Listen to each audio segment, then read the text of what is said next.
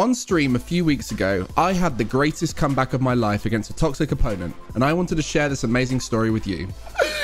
Get out of here! Get out of here! This story probably doesn't go how you might expect a GC to SSL player's story to go. No, this was on my second account, Gregan NoBoo. What is Gregan NoBoo? Well, I created this account so I could play with my inferior, champ 2-ier friends in order for it to be fair. I unbound the boost key and have not used boost once in ranked game on this account. I played 2s and 3s with my good friend Stevie White, who streams regularly on Twitch and loves Rocket League. When I play 2s or 3s with them, it's fun and pretty balanced as I can play around them whilst not carrying them like a typical Smurf would. For this story, however, I decided to do my 1s placements on stream on my no boost account. I was playing against diamonds mostly, a lot of which had probably been GC or champ in the past, and we came across some toxic opponents for sure. It was a fun challenge to play with no boost, and you have to play very differently. If you enjoyed this video, make sure to like and subscribe. This is my third attempt at recording it. It's the first time I forgot to hit record, the second time I forgot to put audio on, and this is the third time. So hopefully, if you're seeing this, we made it. So before we get into the story of the comeback, how does NoBoo work? Well, firstly, kickoffs are very different. As you can't beat people to the ball, you have to do a combination of fake kickoffs, predictive delayed kickoffs, and especially on the long kickoffs, defend the net. Weirdly, people get so thrown off by these variants that they often give away more goals than they gain, especially early on when they haven't got used to it yet. Secondly, well, this might seem obvious, but I don't need boost. Per 1 life, I get 1 chance to boost steal, so I have to use it wisely and actively avoid pads to not get to 100. What this also means is I never need to give up pressure on the ball to get boost. Thirdly, the read of the game is the most important skill when you have no boost. You need to be able to space well, punish mistakes, and know when you have time to build some momentum. Thankfully, this is something I do anyway, as I'm quite good at not wasting boost and reading the play ready to go when I play in a fast GC to SSL lobby, so it was easy to apply here once I got used to the pace of play. Lastly, the mechanics are very different. You need to be able to produce power and accuracy on touches with no boost. Often, when approaching or in control of the ball, we use little bursts of boost to correct our movement, but with no boost, you have to be super precise with your movement before connecting with the ball, especially when needing to jump high for a ball. So with all these differences, I learned a few little things I took back into my own gameplay. I did also get some bad habits like playing too slow in higher level lobbies, but I want to teach you some of the important lessons I learned without you having to try it yourself and go in and get those bad habits I did.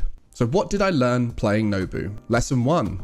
Vary your kickoffs. I had to vary my kickoffs due to the constraints of having no boost, but it was incredibly effective at turning kickoffs into goals. Try playing 1s and vary your speed of approach, maybe learn a fake kickoff, or even looking into the variations of pushing and pulling on contact on your normal kickoffs. Variations can be useful at making players second guess a normal kickoff. So not only will you be able to potentially win the kickoffs when you go for a different style, but when you go back and do your normal kickoff, it will be more effective. Lesson 2. Staying in the play. As I didn't need to leave the play for boost, I was able to intercept and score goals I would otherwise have missed out on if I'd left the play. Looking to save boost and go via pads more has been something I've seen great success with whilst playing ranked 2s. Not only does it allow you to intercept, but it leaves more boost for your inefficient teammates to pick up, especially in 3s. Stevie. You're fine. No probs. Good speed. Nice. No boost. Don't need it. Oh, no excuse. And finally, lesson 3. How to use momentum on low boost. I covered a little bit about the mechanics of momentum in my recent video on wall dashes. A lot of this applies with NoBoo. Landing with no boost is often bad as it slows your recovery speed, but with grounded plays and good landing mechanics, you can recover pretty fast without boost. NoBoo forces you to recover faster, more optimally, whilst not using boost, so this is something I could apply when going for the ball with boost and landing with less than, say, 20. Also, building momentum before approaching the ball means you have momentum when going into the play. Many of us fall in the habit of using boost to gain momentum, but carrying it through from big wide sweeping movements and pathing is vital to get to the ball more optimally and save boost for when you get to it. So I started this video by saying this was about the greatest ever comeback in Rocket League. Now you understand the context of Gregan NoBoo, we shall return to my stream a few weeks ago where I was on my second placement game in 1s on Gregan NoBoo. My opponent is Diamond 2, probably previously like Champ 2, Champ 3, and I'm still warming up into the NoBoo mindset and movement, so I was getting scored on a lot from overcommitting. We eventually found ourselves 5-1 down with 53 seconds left, and my opponent says, "Damn, you're slow."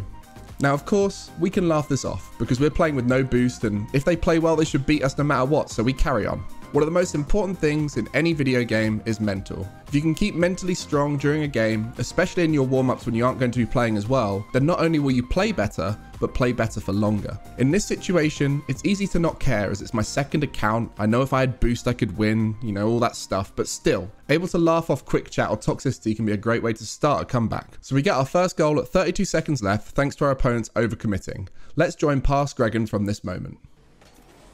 What PC do I have? I have a pretty solid PC. I need to check the link for it. You can't win this, mate, while you playing, because I'm warming up. Right, pause there, Sunny. Okay, so this comment from my opponent was funny and something a lot of people need to learn about Rocket League. Being 1 to 3 goals down with over a minute of time left, you can come back. Being in a 1v1 with 5 seconds or more for every goal you need to equalize, you probably can come back. A few kickoffs and you're back in the game. With NoBoo, this is even harder as we're limited to our punish speed, but we shall see what happens. I'm warming up.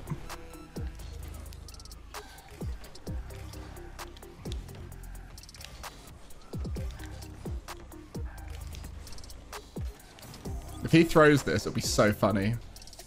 Da, da, da.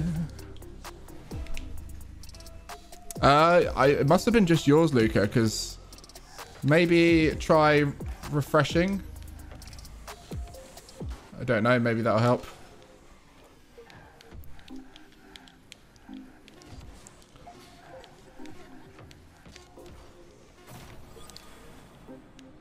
It's happening.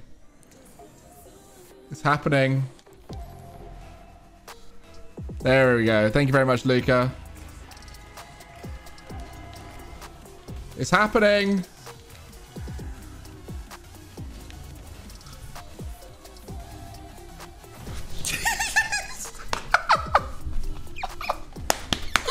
Oh, come on, come on. No way. Come on. If we beat this guy, it'll be so funny. Oh. Oh, here it is, lol.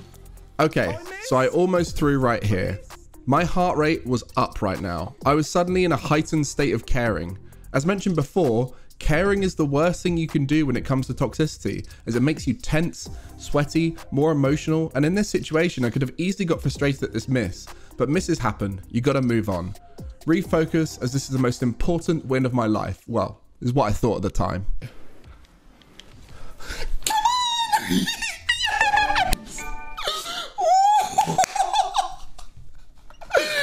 Get out of here! Get out of here!